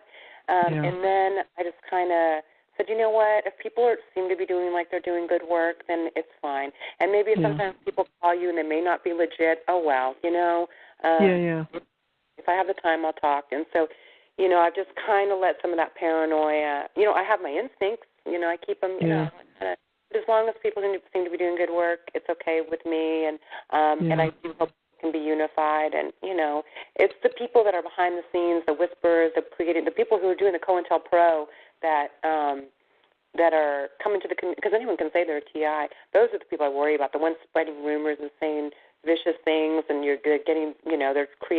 trying to create all this division and things like that. With that said, I know some people are concerned.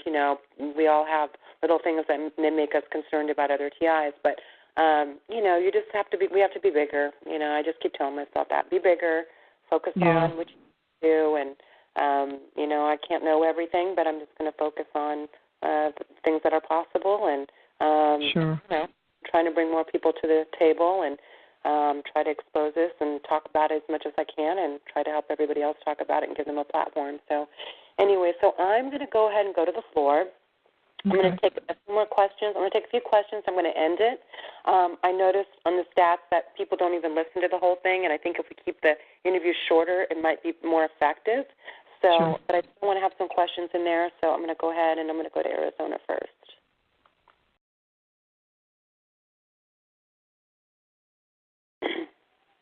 If my board lets me meet people. There we go. Hi, Arizona. Hello? Hi. Hi, Ella. Hi. Hi. Hi, Susan. Hi. Hi, Susan. Thank you. This is Yaya. I want to thank you for coming on the show. You had a lot of great information. I had heard about you from some friends of mine, but I have a question.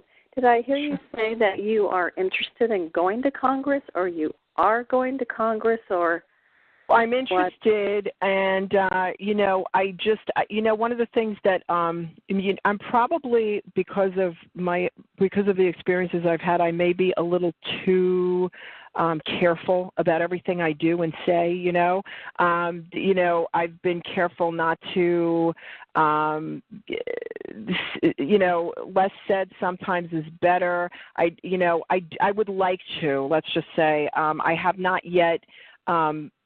Found the group to kind of, one of the things I thought about is, if you want to try to get some mainstream attention to this, the last thing you want to do is bombard somebody with, pages and pages and tons of people. I thought that a better approach would be to highlight, maybe 2 or 3 people who have, are interested in doing that. Find somebody in Congress who, just after consideration, who do we think might be somebody, 1 or 2 members of Congress who might really be open to this, and then just kind of in a bit of an understated way, just say, look, here are a couple people, who are suffering this. This is what their experience is. They're just a small sampling of so many, It really, given the proofs, given the the scans that they've had and the symptoms that they're having, it supports opening this up to some kind of a congressional investigation. And if you open it up for hearings, you're going to have so many people standing at the ready to come in and give their testimony. I haven't gone, but I've talked about it with a couple of TIs. I've bounced around the idea, but I've also pulled back, probably because I'm very aware. Let me just state this. I didn't state this earlier. There is nothing I do that my perpetrators are not watching, listening, reading. Okay. They beat me to the punch before I get there. I have reason to believe. So after I started talking to some TIs about possibly going to Congress, it was suggested to me through their own sort of messaging system that one of the original perpetrators made sort of a preemptive phone call to somebody she knows in Congress. So I hold back a little bit. The last thing I'd want to do, because I'm being so heavily surveilled, I would hate to spearhead something on behalf of some other people and then have it sabotaged before it gets there because it's me doing it. So I've been very careful. So long-winded answer to your question. I haven't gone yet. I've talked about it with some TIs, and nothing's been done yet. But now, after hearing I want it to be effective. I don't want it to be me necessarily. I know what I can do. I'm an attorney. I know how to present a set of facts for a particular audience when you want a certain result. That's kind of what attorneys do. So that's a skill set that I bring to the table. But that said, there's those 2 individuals, Binny and I'm sorry, I forget the other guy's name. They're doing the survey. Ella had just indicated that they have a plan to kind of put this together and make some kind of presentation to Congress. They may be the perfect people to do that under those circumstances. So I'm glad that I didn't rush to do anything because, again, I want it to be effective. It doesn't have to be me, but I'm happy to be in the game, helping in any way I can for myself and for everybody else. So I'm open. I'm open. I'm sorry. It is best once there's an idea to keep it quiet. But I would be interested. My ex-husband is a DOD contractor. I have evidence of that, and I probably have the best pictures, as Ella can tell you. of my face being burned off, and I have a lot of great evidence. And so I would just want you to know that I would be very interested in going, and I would keep it quiet. Yeah, I have to tell you, you know what? Multiple heads are better than one. Sometimes quiet isn't the way to go, and sometimes it is. I'm not the last word on anything. I do know that when you're dealing with politics, this was my thought about the whole Congress issue. When you're dealing with politicians, you have to first consider what they're thinking. It's like what is their concern going to be? The first concern is going to be how, their visibility and their credibility and who they are going to be answering to, who are they needing to work with, who are they working on behalf of. Politics always comes first. And so, if some very loud cacophony of voices of people, if you turn on mainstream media, the few people who have touched on this issue, they're derisive in the way they talk about it. They call them tinfoil hat wearers and whatever. So when you have that perception out there, if you want to get a politician's attention, the last thing to my mind you want to do is kind of bombard them with a big, loud group of people who nobody's taking seriously. You know what I mean? I think the first order of business is to get somebody to take it seriously, and in order to do that, it has to be safe for them politically to do that. And so that's why, in my mind, if that were to be done, I wouldn't say quiet. I would say it has to be done in a politically smart way, if you will. Right.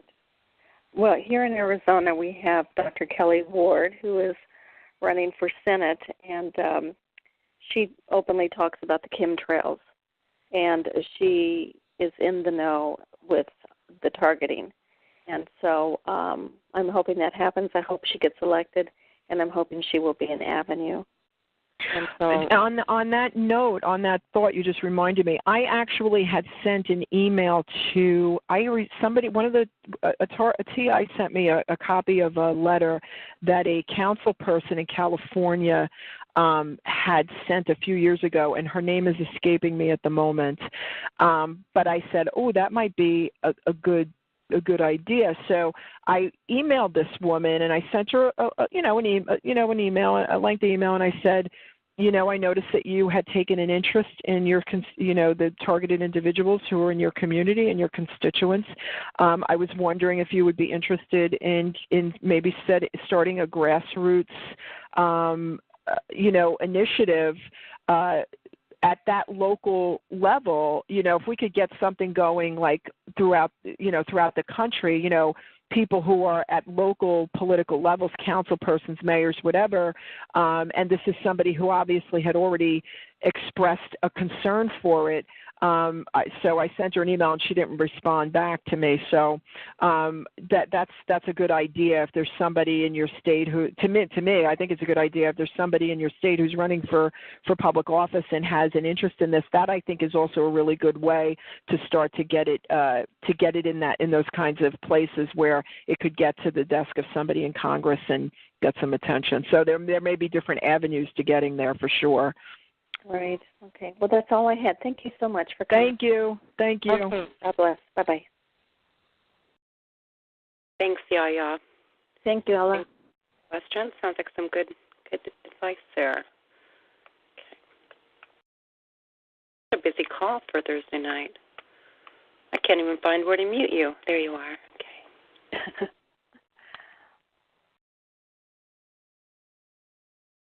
My board's a little laggy. I'll mute myself. Thanks, hon. I love TalkShoe, but it's not very effective. I mean, it doesn't work that great, I should say. Okay, Massachusetts, I'm going to come to you. Hi, Massachusetts. Hi, Ella. It's Kate. How are you? I'm good. How are you, Kate? Oh, hanging in there. That's good. I just wanted to comment, listening to your story, I found that I cannot believe how similar mine was. And, thinking about the survey, I was feeling like, I wish you had taken the survey because our stories are so incredibly similar. I did fill out the survey. Okay. Yeah, I did. Yeah. Good. Yeah. And I also just wanted to comment. One of the reasons when Ella was talking about Benny and Weeby about having hope and everything, what a lot of people probably don't know is over time the European Union started asking them a lot of questions about his thin thread program. So they have now decided to really listen to him, and there's opportunities now for them because they realize that, changing from his program to the one that was put in place, all it did was add more hay to the haystack, and his methodology, which is explained very well in a documentary about him, Good American, he had the information about 9/11. That was proven. So what's going to end up happening over time if, in fact, the European Union does go forward and really listen and decide that this is the method they are going to use in the future, the United States is going to start looking like they have egg on their face. Mm-hmm. So, I am very hopeful because of it. Maybe people in the United States aren't listening, but other nations are. And they've really, they grilled Bill. And you can go online and you can find some of the interviews with him. Is that The Good American? That's a documentary that was done on Mr. Binney? Yes, it is. Yeah, I'd like to. I'll take a look. I'll see if I can find that. It's a fabulous documentary. You'll learn a great deal about him, about his background, and about what actually went on prior to 9/11, and also about Thomas Drake and his working on the inside and being able to find out that, in fact, they did have the information that would have proven 9/11 was about to happen. And you will hear from Bill, like back in the 60s, he was able to see some unstable situations and point them out, and the United States knew about things about to happen because of his work. Mm-hmm. So I'm definitely going to look. I'm going to look for that. I'd love to watch it. Yeah, I just wanted to mention that because your story. Well, thank you. I'm sure you've heard it over and over that so many people's stories are so similar. Yeah, there are variations in how it started, and it all seems to start in some kind of personal relationship fallout, and then but it's always the same sort of pattern, and all leads to the same place. So yeah.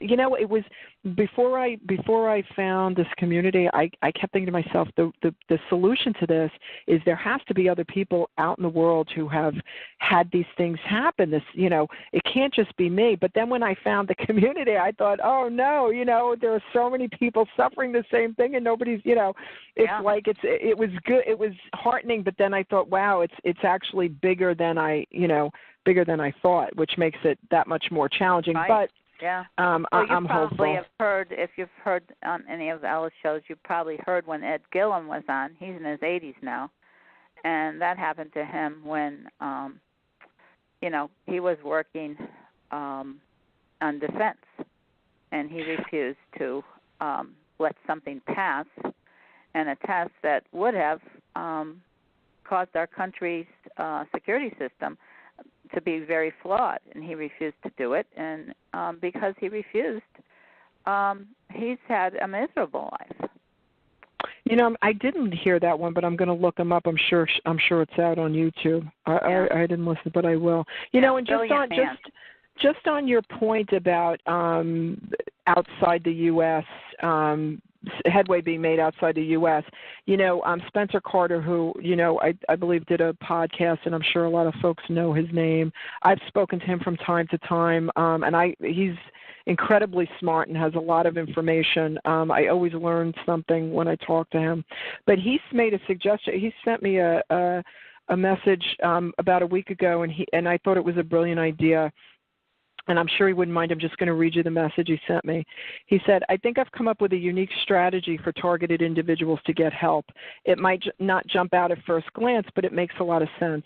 The idea is for several dozen of us, TIs, to travel to Cuba at the same time. If more than 100 went to Boston, I bet it could be pulled together. The reason Cuba would work is because, unlike on U.S. soil, our law enforcement has investigated crimes with directed energy weapons in that country.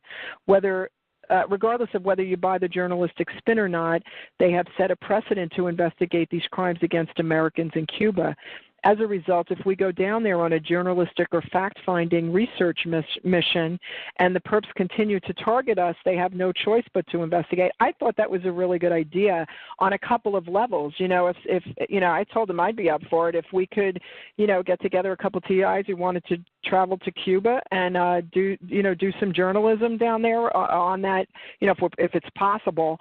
And then if we were, and his spin was, if we continue to be attacked while in Cuba, it's the only place the United States has investigated this phenomenon, so they'd have to investigate it. So I thought it was a good idea. I thought I would share that. But what I really took away from that was, the reality is this did happen in another country in a high-profile way, that even though it did not get the attention in the media that it frankly should have, it still is something dangling out there, and it was investigated. I don't know how deeply it was investigated, but it's still something dangling out there that, hopefully will still bear some fruit.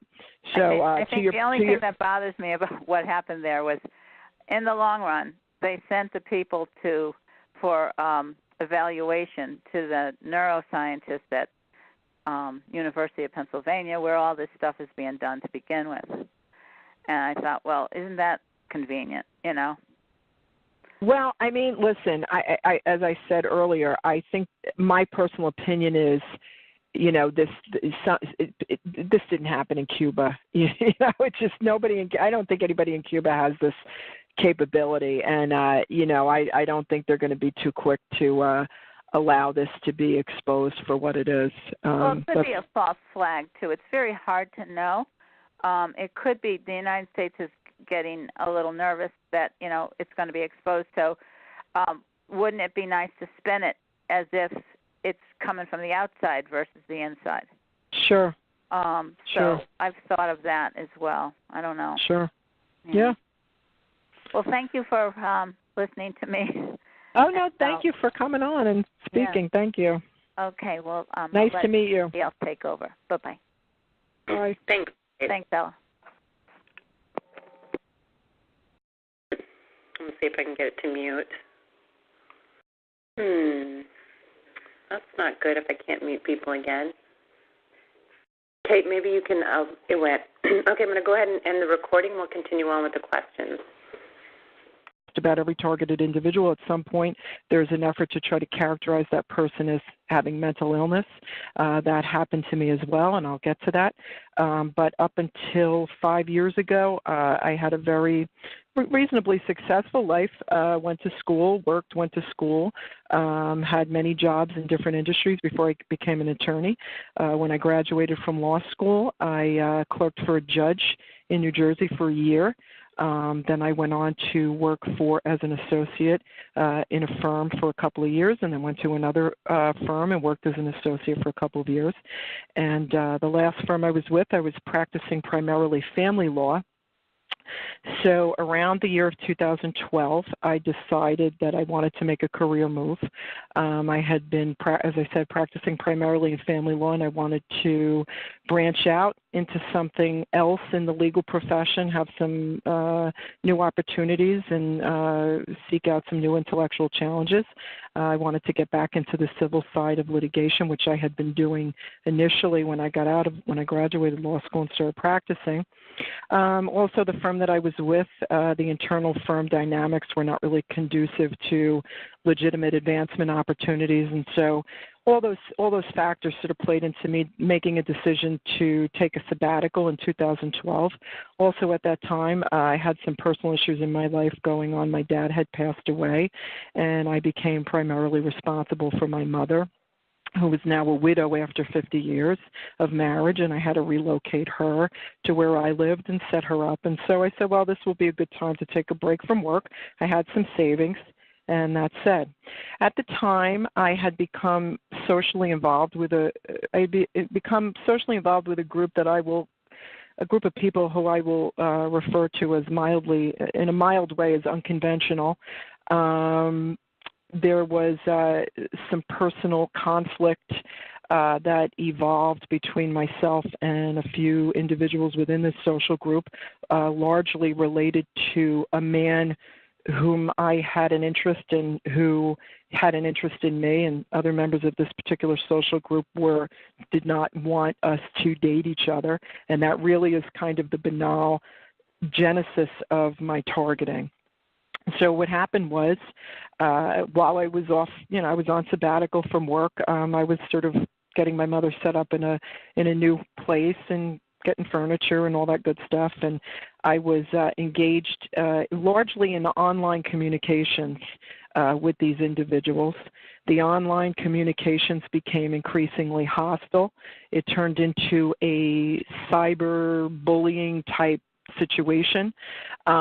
Hindsight, which is 2020, I should have disassociated and terminated the contact at the time, but unfortunately I did not. And around early 2012, significant hacking started taking place. Of course, at the time, I was very technically, on the same time, another oddity that had been taking place, which I would realize later was related to this, I had started sending out resumes, which of course we apply to jobs nowadays through the internet, email. We find jobs online and we apply through email. I was sending out tons and tons of resumes, and I wasn't getting any responses at all, which is odd. I had a fairly decent resume. There was really no reason that I wouldn't get any phone calls at all in response to my job applications. So once I came to realize that they were hacked into my computer, hacked into my phone, I realized that they had access to my whole life. They knew every job I had ever worked at. They knew they had the letters of recommendation that had been written for me in the past by law professors and the like. Somebody gains access to your computer, they know your whole life, essentially, and your phone, they know who all your contacts are, essentially, at that point as well. So I started becoming very upset, obviously, and then early stages of stalking. Now at this point, of course, I didn't know what was happening. Gang stalking, I wouldn't learn the term gang stalking for 5 years, but the early signs of people, I'd go places and odd things would happen, odd interactions with people. People would be showing up places where I would show up, and I'd say, how did that person know I was going to be here, kind of a thing. Come to find out that because they were hacked into my smartphone, they were able to track me through the GPS on the phone. This is all very early on, mind you. So because they were in my phone, they were on the phone calls, they were in the computer, they knew all the emails, they knew that I had reached out to a family member for help. I didn't know where to go, what to do. What I didn't know was in the background, behind the scenes, they were putting together what was a takedown. They got in touch with an attorney, and I put this all together really after the fact because at the time I was blindsided every step of the way. I just was shocked at every twist and turn. I didn't know what was happening. But I came to realize later they had infiltrated basically my professional circles, and they made contact with an attorney who had been a retired prosecutor. He was working with a very politically connected local law firm. One of the partners in that firm, municipal prosecutor in like 19 townships, counsel for the county board of health. Very politically connected. One of the partners is trustees on the board of the local hospital. So a lot of deep law enforcement contacts, a lot of contacts with sort of the political local apparatus, as it were. Service on city council boards. The one attorney as a prosecutor, had trained state police, so he had deep connections to the state police. Again, I would find this all out later. Well, one night I'm in bed. It's 11:30, and there's a bang, bang, bang on the door. And I go to the front door, and there's 2 police officers standing there and 2 people with clipboards. And they come in the house, and they say, they tell me that they received a phone call that I have been running around saying that my computer is hacked and behaving in an irrational, bizarre way. At this point, I know what's happening. There's no question in my mind that these people were sent here as part of some kind of, harassing effort. What I didn't realize is that I didn't realize at the time the seriousness of what was happening and what was going to happen down the line. So they come in, and, there's a woman sitting there with the clipboard. The 2 police officers are standing off to the side, and she's grilling me. What are you talking about? Your computer was hacked into. Where is your proof? Where is your proof? It was almost like I had been arrested. It wasn't like you would imagine that if somebody was having some kind of an emotional issue such that, like, something that serious had to occur, where people are being police are being called to the house, you would think that there would be a softer approach, there would be concern. It wasn't like that at all. It was very much like a police interrogation, and I was very clear, because I was very clear in terms of who was involved in this, and what, at the bottom line was they had hacked into my computer, they had committed cyber crimes, and once I realized that they had done it, and I started reaching out to try to get some help for it, it was an effort initially to just silence me. Nobody's doing anything to her. Nobody did anything to her, anything like she's saying. She's mentally ill.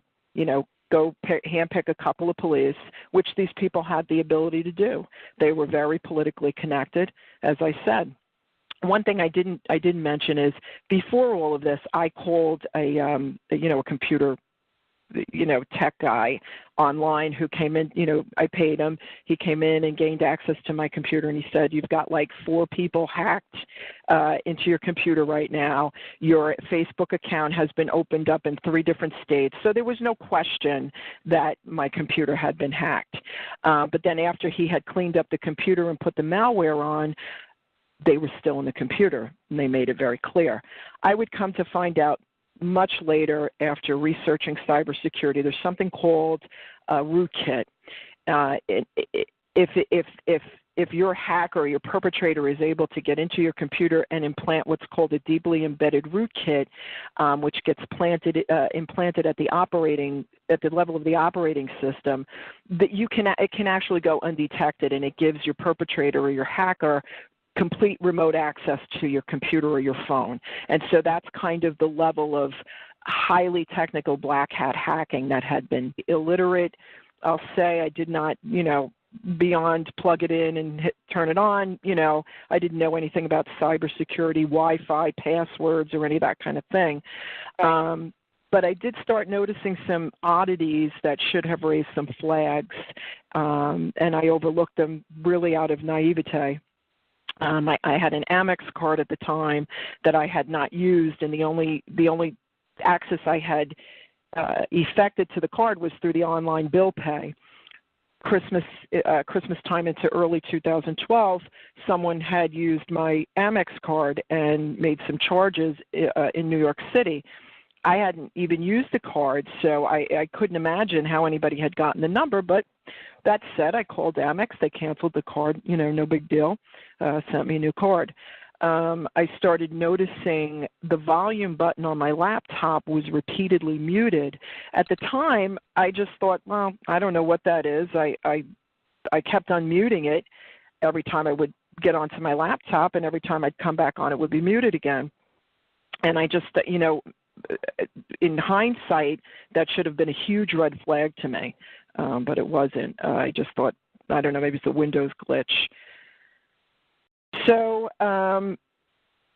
there's this cyber bullying, there's this hostility, there's this group of people I became involved with socially. There's a lot of Facebook posting and again, just a hostile situation. One night I went out to dinner I started to share some of this with a sister-in-law of mine who was a friend and who was ultimately married to my brother. And we went out to dinner one night, and I had just purchased a new smartphone. Next day, we had a lot of conversation at dinner. Next day, I go online to some of these Facebook pages that we were frequenting, me and this group I was mentioning that I had become involved with, and references to conversations we had at dinner were posted on these Facebook pages. It unmistakably, and I'm thinking, how in the world could anybody know what we were talking about at dinner? Well, I come to find out much later that they were hacked into my smartphone. They were hacked into my laptop. And at one point, they activated my webcam on my laptop. I didn't know it. It was going on for maybe 6 weeks, which I realized after the fact. It had been going on for about 6 weeks, maybe two solid months. And at one point, they started posting references on Facebook to things that I had been doing in my bedroom. Long and the short of it, come to find out that they had live streamed me from my bedroom naked and had posted references online. So, of course, now at this point, I'm exceedingly upset. I have no idea where to go, what to do with this. Also, Talkshoe. Recorded live. Welcome to the Thursday Night's Triumph Over Targeting podcast. I'm your moderator, Ella. Tonight we have a guest, but if you're new to the call, please stay on and we will get you some support, some additional Talkshoe podcast numbers, and some helpful links and websites. This is a solutions and educational-based podcast, but the views and opinions of my guests are not necessarily my own personal views and opinions. My goal is that everyone can obtain something out of tonight, especially a feeling of empowerment. If you have any suggestions, comments, questions, or especially if you are in need of additional support, please don't hesitate to email me at tiangel2016@gmail.com. Again, that's tiangel2016@gmail.com. So, Susan, I want to say thanks once again for coming to the show and allowing me to interview you. I know we had one time we had to schedule something, and I know something came up, but I'm just grateful that you're here now. Well, thank you so much. A bit about that. Susan is an attorney. She's licensed in the state of New Jersey, where she has a private law practice focused in general civil and commercial litigation. Susan has had her own experiences as a targeted individual, which she will share with us during the podcast. Susan is interested in exploring the dimming line of demarcation between federal and state government agencies post-9/11 and the shared tools of surveillance and other crime detection and enforcement previously reserved to the federal level, the nature of which is not shared with the general public. So sounds like you're studying things and interested in things that we're all interested in. So I guess why don't you tell me a little bit, when did you first become targeted? Sure. Okay. Well, first of all, thank you very much for having me, and I look forward to this podcast and talking a little bit about my own experiences. I've listened to a number of your other guests share their experiences, and have also had an opportunity to speak with a number of targeted individuals who, fortunately, thanks to the Internet, we are able to meet each other and talk to each other and learn a little bit about each other's experiences. Sadly, there are so many common threads between our experiences, which obviously makes it clear this is not something, this phenomenon is not something idiosyncratic to, a few individuals. There are many, many, many people, different stories, different beginnings, different genesis of their targeting, but everything seems to kind of wind up in the same place. So I can tell you I've been targeted for about 5 years, but it escalated over time. It started out in sort of a banal place.